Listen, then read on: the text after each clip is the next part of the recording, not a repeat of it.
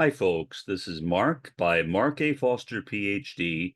for the Maoist Third Worldist Collective.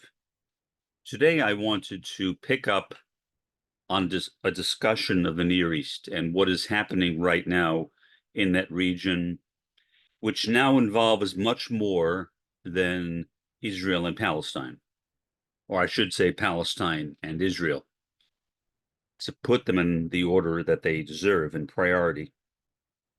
I'm sure that many of you know this already. For those of you who don't, I will point this out, that the Houthis have blocked shipping to Israeli vessels. The Iranians have threatened to launch a war against Israel. Now, will those activities be successful on the part of the Yemenis and on the part of the Iranians? Well, yes and no. Yes or no, maybe. I don't know. The reason why I say yes and no is because it is impossible to tell. Certainly, any effort by Iran to launch missiles into Iran because of the Iron Dome will be a failure. Any attempt by Iran to launch any kind of ground invasion into Israel, now that Israel, I'm sure, is prepared and is aware of the possibility that Iran might do that, that will be a failure too. If the Yemenis try to block Israeli vessels, that will ultimately also be a failure, even if that involves Israel bombing Yemen, going to war against Yemen. U.S. ships are now in that area too. At first, I thought that it was because they were planning on staging some type of war against Yemen. But now, what I think, and again, this is only a speculation on my part, I have no way of knowing this, that the United States, the National Security Agency, or some other similar agency that intercepts electronic intelligence, has discovered more detail about what Iran plans to do. And so, presumably, one of the major reasons why the U.S. is now in that area is to counter any effort by Iran to launch any kind of invasion into Israel, whether it's bombs or a ground invasion or anything else. Now, does it matter that the efforts of Yemen will fail? Does it matter that the efforts of Iran will also fail? Not really. Not really. Because Israel, it seems to me, will take any provocation as a threat, whether it is successful or not, whether it can be successful or not. And as we know,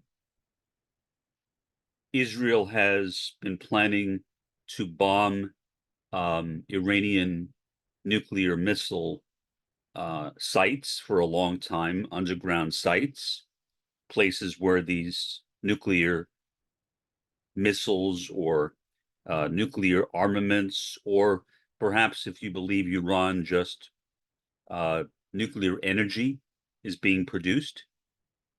I don't know. I certainly would not blame Iran for producing nuclear weapons. I mean, if I were in charge of Iran and I were looking at what Israel was doing, I would want to produce nuclear weapons. And I think that would be true of almost any place. Why is North Korea doing what it does? Why does it keep on launching missiles into the ocean, especially during the time of year when the US and South Korea conduct joint military exercises? It's clear. It's because it knows what the US is capable of. It has seen the US in action against Iraq, against Afghanistan, and it fears for its own survival. If I were in charge of North Korea, and I'm happy I'm not, I would not want to be in charge of any country, then I would consider the same thing. Who wouldn't? So, in the same way as I don't blame North Korea for preparing and launching missiles into the ocean, for building nuclear weapons, and for possibly planning to launch them at the west coast of the United States and perhaps even further inland. I don't blame the Houthis in Yemen, and I don't blame the Iranians for what they are doing either, making these threats. Now, the problem is they are both engaging in extremely risky behavior. Iran may have nuclear weapons and it may not. We don't know. I suspect it does, but who knows? Israel definitely has nuclear weapons. Israeli officials have said so, even though admitting that is against Israeli policy. But some people from the Israeli government have said so anyway, whether by mistake or intentionally, who knows? So we know that Israel has nuclear weapons using technology mostly provided by the United States, using weapons mostly provided by the United States. The US and Israel now stand alone, for the most part. Israel continues its bombardment of Gaza, its incursions into Lebanon, and its threats into other parts of Palestine as well. And the US, whenever it needs to, will veto any kind of UN resolution by the UN Security Council which will call for a ceasefire. The official US policy opposes a ceasefire by Israel. Now, the US has asked Israel to stop bombing hospitals and schools and so forth. Has Israel listened? No, of course not. We all know Israel has not listened to the US. Why? Well, it seems to me because Israel knows full well that the US is simply conducting a public relations campaign. It wants to appear as if it is somewhat benevolent, as if it really cares about the Gazans, when it is very clear that President Biden does not. And members of Congress, by and large, do not as well. It is almost impossible to be elected into any kind of federal office in Washington without being a supporter of Zionism. Is it possible? I guess, but it's almost impossible. I guess almost impossible means it's possible.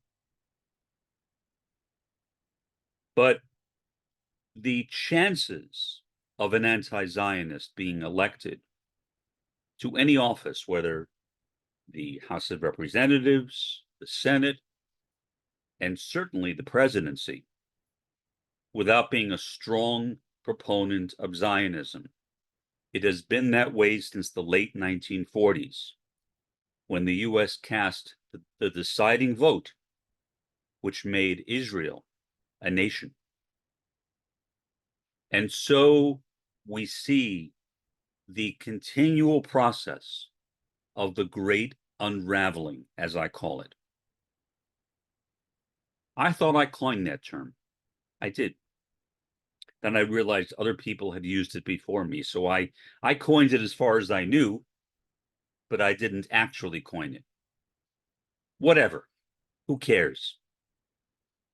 The great unraveling is continuing to proceed. The suffering of the Gazans is continuing. And my fear, and I will state this as a fear, not as a prediction, because I don't like predictions, especially from me, since I am perhaps one of the greatest failures in making predictions of any other person in the world. Almost every prediction I have made has failed.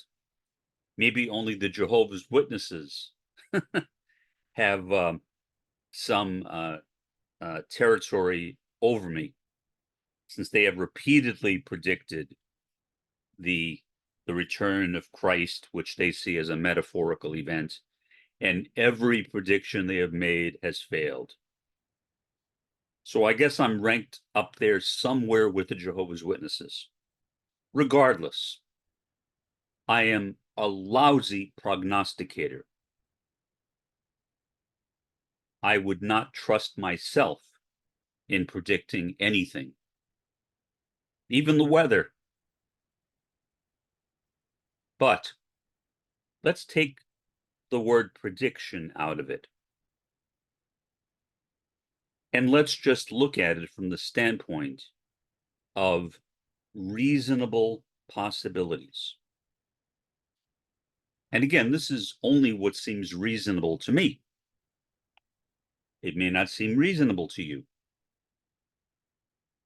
So I can only offer my own thoughts on this subject. But it appears to me that we may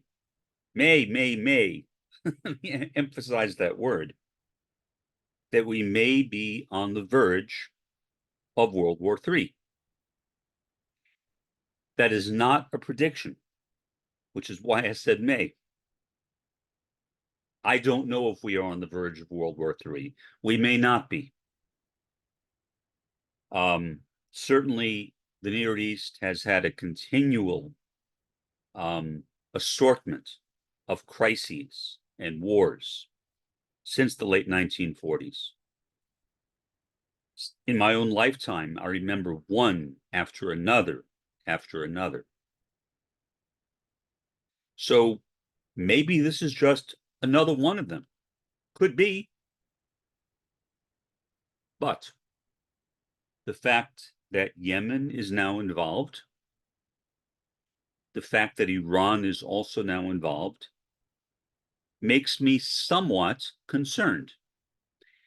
I'm not going to say frightened, because these kinds of things do not frighten me. I see them as a part of the end of the First World. And I believe that in order for communism to be established, initially at least, in the Third World, the First World has to come to an end. There can be no First World anymore, at least not in its present form. The United States and Israel are both parts of the First World. I would call them right now the two leading figures, the two leading entities in the First World, the two leading entities in the great unraveling of the First World. And I believe, again, believe, not predict, I believe that we may be on the verge of something even greater, of some truly horrendous catastrophe. Now, I don't care about myself, as I've said before. If I live or die, who cares? Doesn't matter to me. I say that seriously. I actually do not care. Some people think I'm joking or I'm bluffing. I'm not at all. I genuinely mean that. I don't care whether I live or die. If I died tonight, that would be fine. If I died right now or a minute from now, before I finish this podcast, that would also be fine with me. My concern is about the third world. And I want to see the third world survive. There is no guarantee that it will. I mean, if there is a nuclear holocaust, or if there is a massive use of chemical or biological weapons, those weapons don't know borders. If Israel is destroyed in some way, how do you stop that destruction at the Israeli border with the Palestinian territories? You are talking about a tiny area. Israel itself is approximately the size of the state of New Jersey. That's all. You can drive from one end of Jersey to the south to the other ends of Jersey to the north in approximately an hour and a half or 2 hours. Maybe that's just me because I speed or have sped, but I've made it in that amount of time. New Jersey is not that big. Israel also is not that big. And so the destruction of Israel without the destruction of the Palestinian territories is, I think, a very remote possibility. I don't see how you can destroy one without destroying the others. And of course, there are two Palestinian territories. Yeah, maybe. Nobody knows what the future has in store for us. No one, especially me. But we can only hope that as the days go by, and honestly, if anything happens, and again, I'm not making a prediction, if anything happens with the current crisis, it appears to me that we are talking about days, maybe a week, more than that, maybe, but it's hard for me right now on Christmas Eve 2023 to conceive of that. Considering US troops, ships going into that area, considering Iran's threats to attack Israel, considering the Houthis in Yemen blocking ships in that area. We are, I think, perhaps on the verge of a crisis beyond anything that the world has ever seen.